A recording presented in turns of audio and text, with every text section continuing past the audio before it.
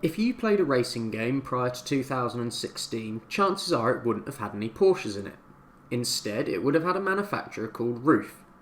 Now, RUF are a German tuning company specialising in Porsches, and one of their most famous cars is the CTR, or as it is more famously known, the Yellowbird.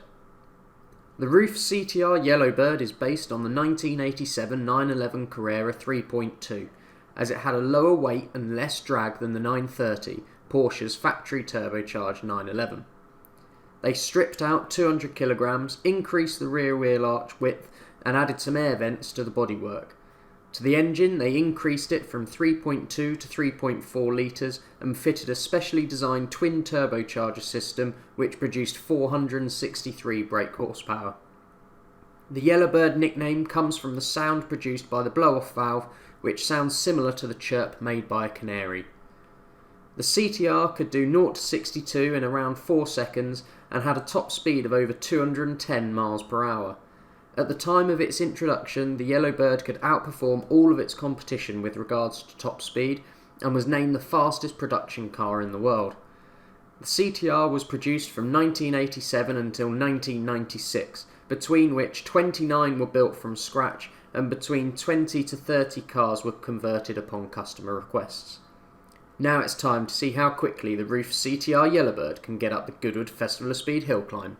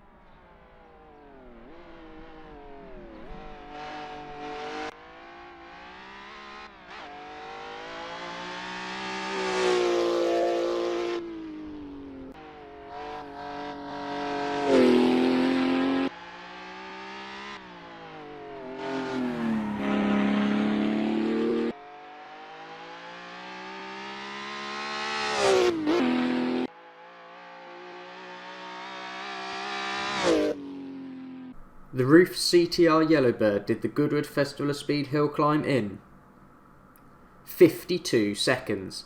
That puts it 0.1 seconds behind the BMW 3.5 CSL Batmobile and 1.3 seconds ahead of the Aston Martin DBS.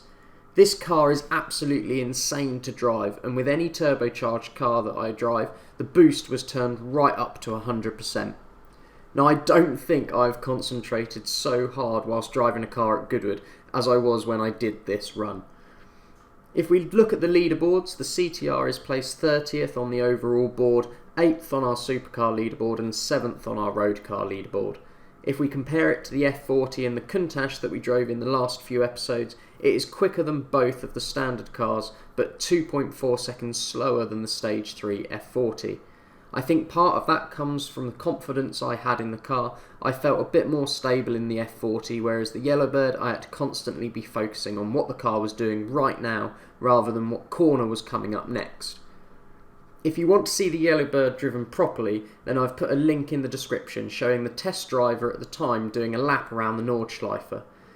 I hope you enjoyed this episode and the conclusion of our 80s supercar trilogy, but do join us next time where we'll be driving a very special Formula 1 car up the Goodwood Festival of Speed hill climb. See you then.